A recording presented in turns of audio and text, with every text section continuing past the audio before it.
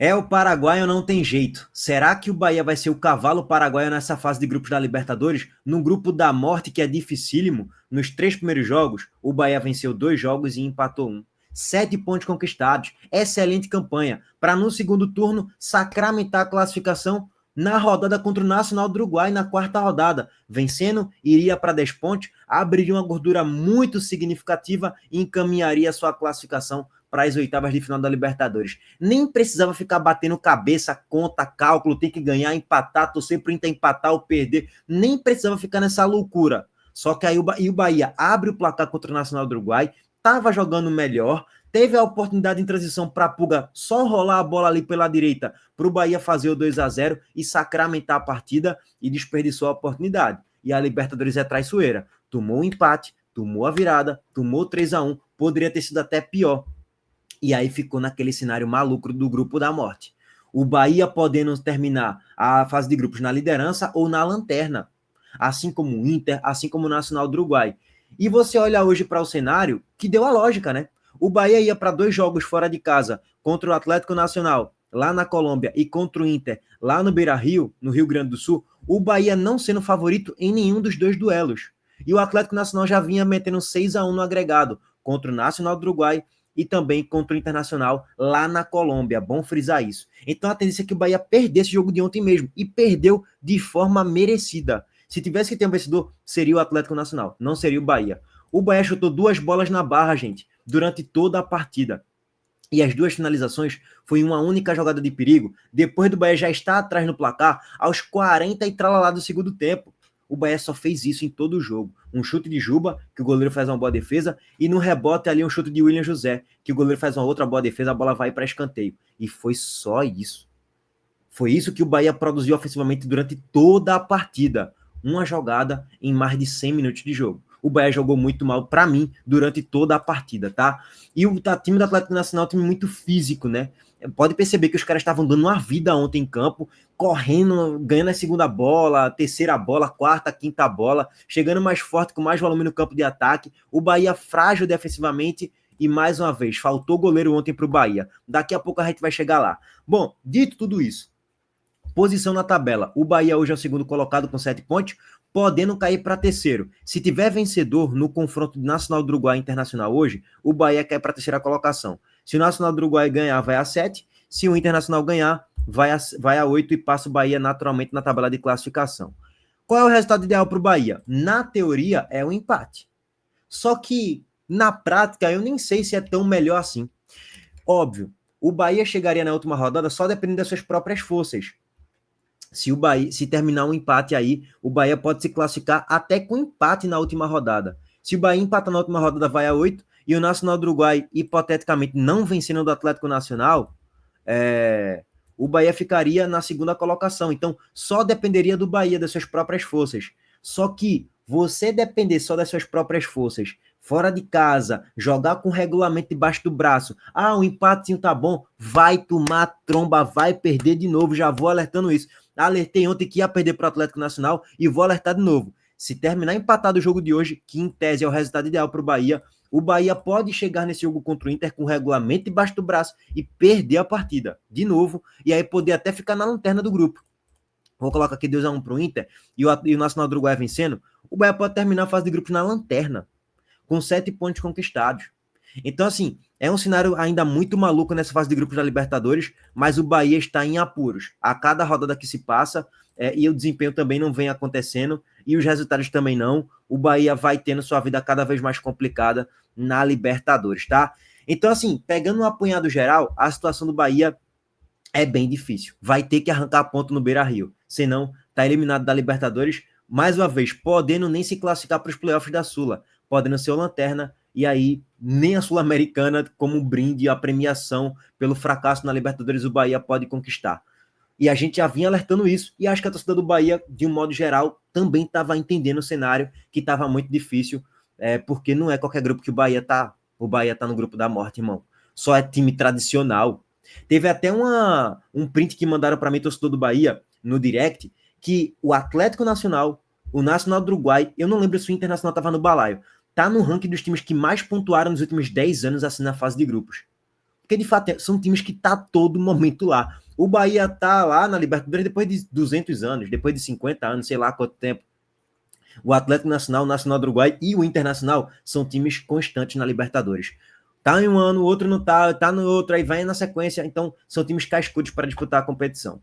Coisa que o Bahia vai criando essa casca, obviamente, com o decorrer da competição, tá? Bom, régua passada na análise de tabela, vamos passar aqui para o gol da partida e análise rápida do jogo. Vamos falar também sobre o Fortaleza na Libertadores. E um parênteses, esse grupo do Bahia interfere no Sport na Série A. A gente vai dar um destaque também rápido para isso. Antes disso, o recado do nosso patrocinador, a Montenegro Cargas, mais uma vez, tá? A Montenegro Cargas é a palavra-chave para transportar sua mercadoria em 2025. Há mais de 10 anos, a Montenegro Cargas vem transportando compromisso para todo o Brasil. Com as modalidades de entregas fracionadas, expressas e dedicadas, vem oferecendo sempre o melhor serviço e detalhe, por um precinho justo. Além disso, a Montenegro Cargas é uma das poucas do Brasil a incluir prazo de entrega em proposta para vários trechos do contrato, garantindo confiança, eficiência e transparência em cada entrega. Essa é a Montenegro Cargas transportando compromisso. É carga, viu, pai? Vamos lá, gente. Pegar logo o gol do Atlético Nacional na partida. Um lançamento esticado desde o campo de defesa com 1 minuto de jogo, tá? O Atlético Nacional fez o gol com 1 minuto de jogo do segundo tempo. Lançamento nas costas de Eric/David Duarte. A bola chega para Biliassi. Ele com muita liberdade dentro da grande área. Domina de peito e aqui tá o grande vacilo. Alô, Marcos Felipe. Tá de sacanagem, né, irmão? Ó, mais uma vez, lançamento nas costas de Eric/David Duarte. Eric não conseguiu acompanhar, David Duarte também não, e o Bahia toma o gol. Mas alô, Marcos Felipe, tá de sacanagem, né, irmão? Tu poderia encaixar essa bola, velho, que a gente não estaria nem debatendo aqui se a bola pegou na mão de Biliassi depois desse mini soco que ele deu aqui. Isso não é nem um soco, né, cara? Isso é um tapinha só que ele deu na bola. A gente nem estaria debatendo, pegou na mão, não pegou, era pra ter anulado esse gol do Atlético Nacional ou não. Cara, Marcos Felipe, o ponto é, não deveria ter dado uma tapinha na bola. Ou tu dá um soco na bola para espanar ela para longe, ou tu encaixa essa bola. Não tinha necessidade de tu ter dado só esse tapinha ridículo, até porque a bola não era muito difícil, não. Ele dá um tapinha, a bola sobra para Viveiros, que faz 1-0 para o Atlético Nacional no início do segundo tempo. Detalhe, é bom deixar um destaque rápido para isso.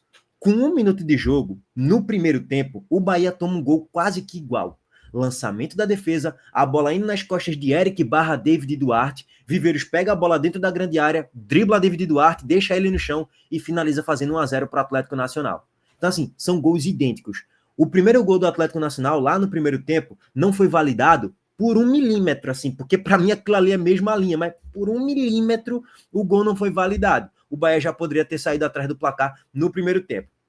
De modo geral, o Atlético Nacional teve muito mais a posse de bola, teve o controle territorial, ganhava a primeira e a segunda bola. Se você analisar aqui volume de jogo, o Bahia praticamente não ameaçava em contragolpes, e quando tinha espaço para contragolpear, Eric Puga muito mal, perdendo todos os duelos, não conseguiu achar um drible durante todo o jogo. Lúcio Rodrigues, um mero espectador, não fez nada. Cauli, como eu canso de falar para vocês, tá muito abaixo do Cauli de 2023, mas muito abaixo mesmo. Um jogador que, para mim, entrega pouca competitividade em jogos que tu tá disputando fisicamente contra um adversário que é muito físico.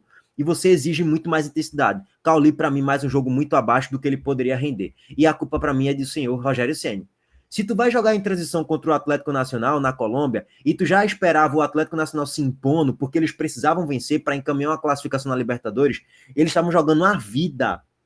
Eles estavam entregando a alma no jogo. Cara, tu tem que ter jogadores de velocidade em transição. Beleza, na esquerda tu tem Puga. Na direita, Cauli não serve para fazer isso. Coloca um Kaique, cara, que tu já colocou na reta final do segundo tempo, quando o jogo já tava 1-0 pro Atlético Nacional. Seria mais inteligente colocar um Kaique ali. Até para recomposição defensiva seria mais interessante. Porque Eric, para mim, ontem não fez um bom jogo defensivamente, não. E ofensivamente não agregou em quase que nada, do meio para frente. Não só ele, né? Como a maioria dos jogadores do Bahia.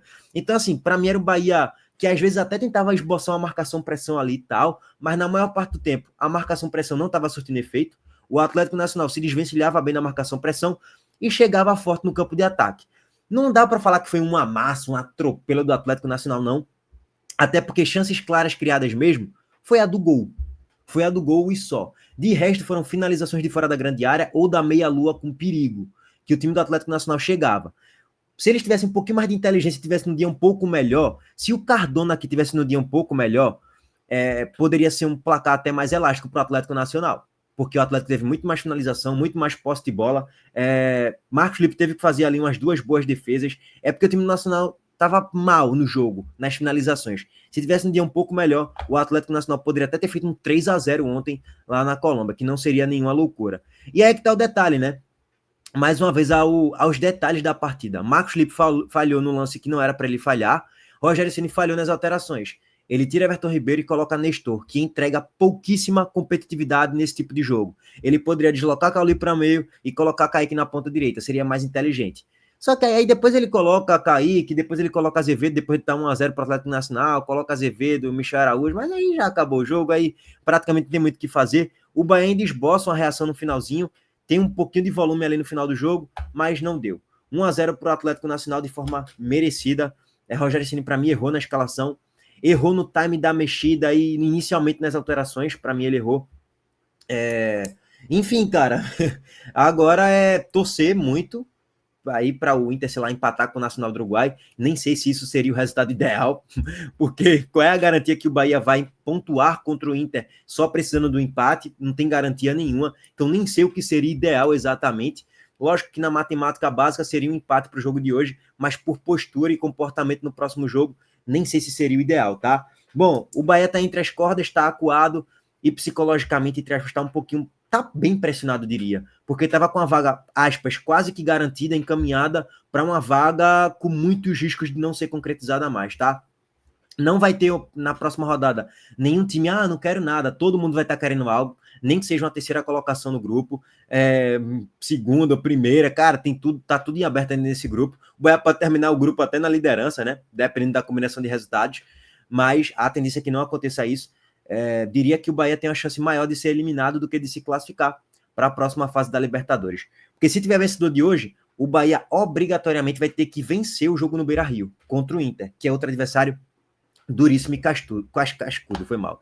Por falar em Inter, linkando rapidamente aqui, o Inter pega hoje o Nacional do Uruguai no Uruguai. O Inter tá jogando muito mal, vem de jogos bem ruins, tomou de 4-0 do Botafogo no final de semana agora, e linkando rapidamente aqui o Sport, tá? Vou até trazer aqui para vocês a situação de calendário, né? Como é que tá o calendário do Internacional?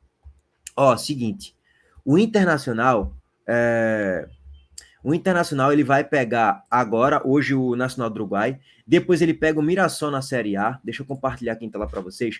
Ele pega o Mirassol na Série A, o Maracanã na Copa do Brasil e o Sport depois o Bahia. Só que o Inter vai precisar ganhar o jogo contra o Bahia no Beira-Rio para garantir a classificação. O Inter não vai ter nada garantido hoje, mesmo se vencer do Nacional do Uruguai.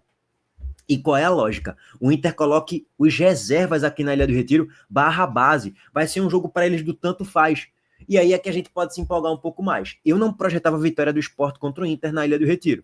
Só que a partir do momento que o Inter vai desesperado jogar uma Copa do Brasil contra o Maracanã e desgastado, e depois pega o Bahia na Libertadores precisando vencer desesperadamente, eles vão colocar o reservão na ilha barra base. Talvez nem os titulares viajem aqui para Recife. Ou seja, tem que ganhar, irmão. Se eu não ganhar dos reservas barra base do Inter, que tá apanhando aí, eu vou ganhar de quem, cara? Eu tenho que aproveitar essas janelas de oportunidade, como o Vitória aproveitou no ano passado, como o Juventude aproveitou no ano passado. O Sport tem que vencer do Inter reserva, cara. Não tem para onde correr. Não tem muito mistério, não tem muito... é isso aí, cara. É isso que o Sport tem que fazer contra o Internacional, vencer. Pega o Ceará no Castelão, não acho que o Sport vence, mas é um jogo factível para pelo menos pontuar, e depois o Mirassol no Maião. É um jogo factível para pontuar olhando para o elenco de cada um dos times. Só que pela bola jogada, a tendência é que o Sport perca pelo menos um desses 2 jogos fora. Mas vamos olhar para o aspecto positivo da coisa? Tem que pontuar, cara. A gente tem que terminar antes da parada ali do Super Mundial, o Sport tem que ganhar um joguinho aí, pelo menos, para chegar a 5, 6, 7 pontos, mínimo, cara, mínimo, quase mínimo.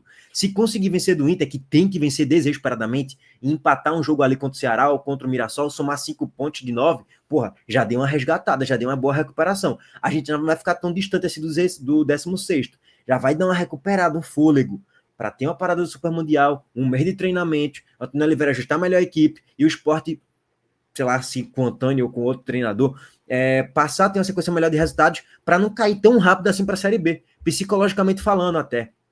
Porque o Sport está moralmente e psicologicamente rebaixado para a Série B. Vai ter que voltar a recuperar esse ânimo vencendo jogos. Não tem outra receita de bolo, é futebol apresentado. Não, cara, é vencendo jogos.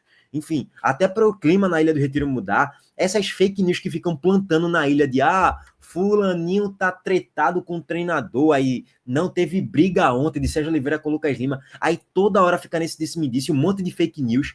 Isso só piora o ambiente do esporte na ilha. Só piora. Só que também nenhum jogador vem a público desmentir. Nenhum treinador, o treinador não vem a público desmentir, ou o diretor, o treinador é o menos culpado disso. Mas o treinador não vem a público desmentir. Sai a informação que o João Silva estava sendo afastado do time por Antônio Oliveira. Mentira. Mais uma mentira. Eu vou até trazer aqui para vocês o Twitter do repórter Antônio sobre o Fortaleza, tá, gente? Eu vou deixar para falar sobre isso no próximo vídeo, a situação do Fortaleza na fase de grupos da Libertadores. Mas, só para trazer aqui para vocês a situação de João Silva, o repórter Antônio atualizou aqui a situação. O zagueiro João Silva segue nos planos do esporte. Ontem, o técnico Antônio Oliveira teve várias conversas com o elenco, tanto individuais quanto coletivas. João foi um dos nomes abordados e tratou estritamente de questões táticas com o treinador, revisando as ações em campo e mudanças no modelo de jogo que devem ser implementadas por Antônio Oliveira. Não houve qualquer avaliação de afastamento ou dispensa dele. É isso, irmão. Quando o time tá em crise, tá na lanterna, ficam criando, aí começa a inventar isso, pô. Lógico, existe ali um descontentamento de alguns jogadores com o Lucas Lima, ou com o Sérgio Oliveira, ou com o João Silva, ou sei lá o quê. Normal, natural, todo grupo vai ter isso. Vai ter uma patotinha ali de uns gringos, vai ter uma outra patotinha ali e tal. Meu irmão, isso acontece em quase todo clube, isso é meio que normal, natural. Só que quando o time tá perdendo, o nível de cobrança vai aumentando, o vestiário vai tendo mais treta quando eu falo é discussão, tipo, porra, meu irmão, era pra marcar ali, era pra se posicionar aqui, porra, velho, vamos se dedicar mais. E isso vai criando um pouco mais de intriga, vamos dizer assim, no elenco. Vai ficando um grupo um pouco mais, entre aspas, rachado, mas, tá ligado o ponto? É normal que aconteça brigas nesse momento. Brigas quando eu falo discussão e tal. E aí, sei lá, um nível de racha de grupo que tá no nível nota 2 vai para o nível nota 8, porque ficam se implementando no exato momento que o grupo tá rachado, que os jogadores não se gostam, não estão se batendo e tal, e não é exatamente isso. E mais uma vez aí agora com o caso de João Silva, tá? Mas enfim, faz parte, quem tá na lanterna aí, é isso que vai surgindo, irmão, nas notícias e nas informações, tá? Bom, abraço para todos vocês, tamo junto, deixa o like aqui no vídeo, se inscreva no canal e ative as notificações. Valeu, gente!